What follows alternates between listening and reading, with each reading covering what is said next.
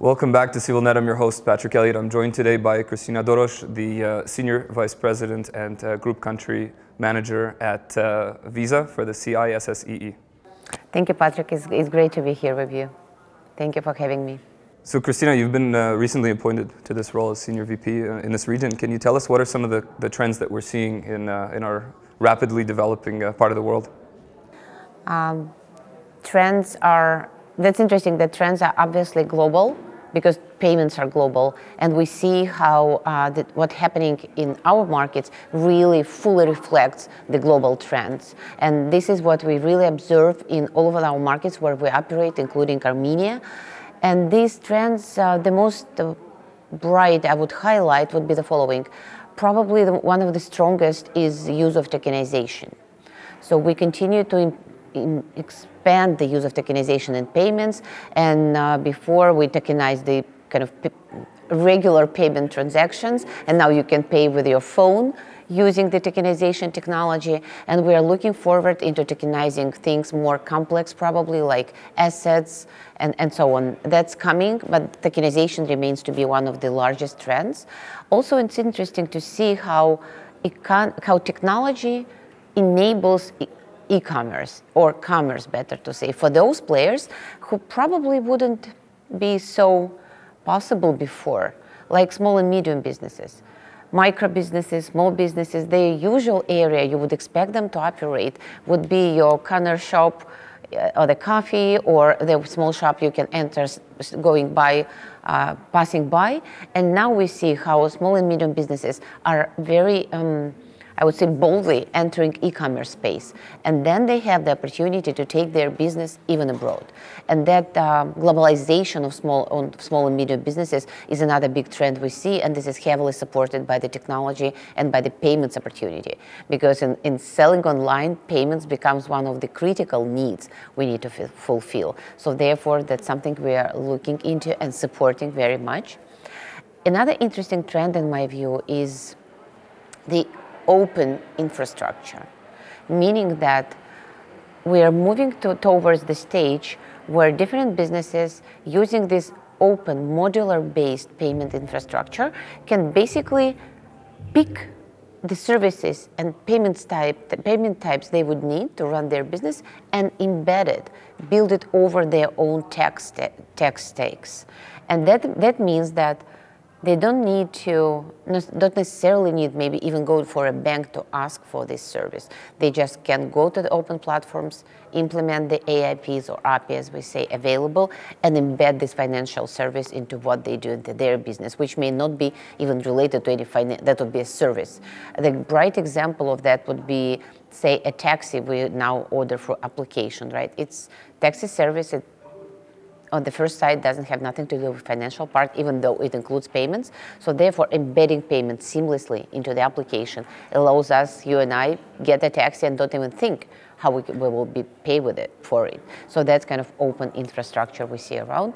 And another big trend, I think, is interoperability.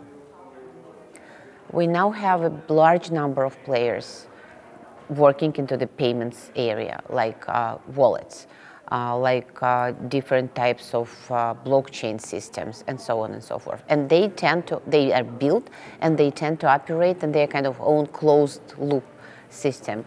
But we all understand, and all these players understand, that what we need is interoperability to be able to scale. Therefore, this integration between different closed loop systems, well, systems that used to be a closed loop, now it's something happening, and that will allow us use seamlessly different types and services and products across these platforms. So this is interesting one we're observing. And probably one of the most cited or mentioned now things is AI, of course.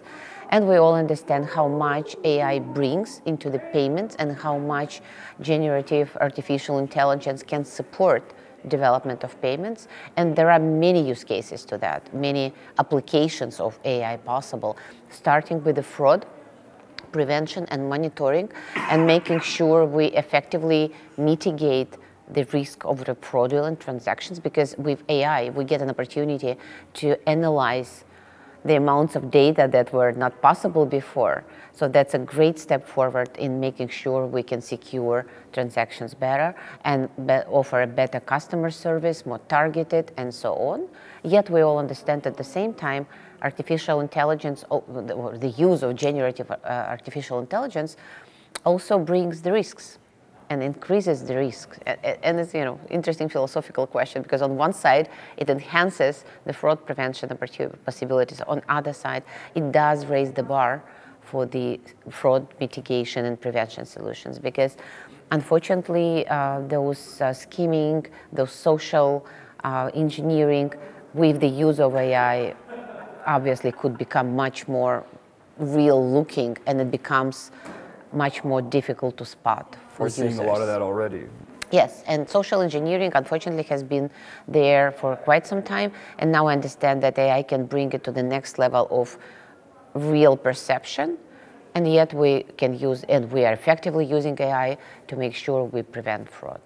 So this would be the key trends we observe in payments. Visa has been a big player in supporting Armenia's digital transformation over the last 20 years. Can you tell us a bit about what are some of the challenges that you've seen and what are some of the things that you're proud of? I would say Armenia is an exciting market. Let me put it this way, it's an amazing country to start with, and it's an exciting market for digital payments development, technologies development. Through the almost 25 years since Visa is present in Armenia and we're operating in Armenia, I think we've come long yet successful and bright way of achievements and joint success with our partners, with Central Bank of Armenia, with our partnering banks. We've managed to really bring the digital ecosystem on the next level. So starting, not to go too far in the history, starting with 2014 with the first contactless transaction in Armenia. So you may remember, or may not remember now even, before to do a transaction you would need to physically insert the card now, and we brought this contactless technology, and we started in 2014 to scale it. And then in 2020, we've implemented, together with our partner banks, we have implemented Visa tokenization service. And that's the platform that basically paved the way for Apple Pay, Google Pay, Garmin Pay to come to the market and to start operating here. And now people, and that's something our statistics shows, now people cannot imagine their life, you know, paying with a physical card, inserting it in the physical terminal.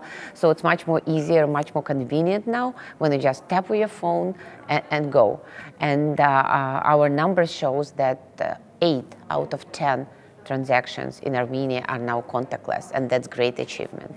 And to continue developing the use of a phone in payments, so one of the opportunities we have is just use it as a form factor, right, instead of a physical card.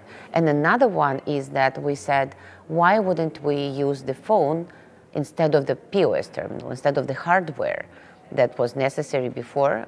It's still used now, but we found a way to replace the hardware POS with the kind of software POS, which is an application basically you can install on the Android-based phone and use it as an accepting device. So now when you would see a picture when you use one phone, tapping it to another phone and transaction just goes through, that's now possible in Armenia as well.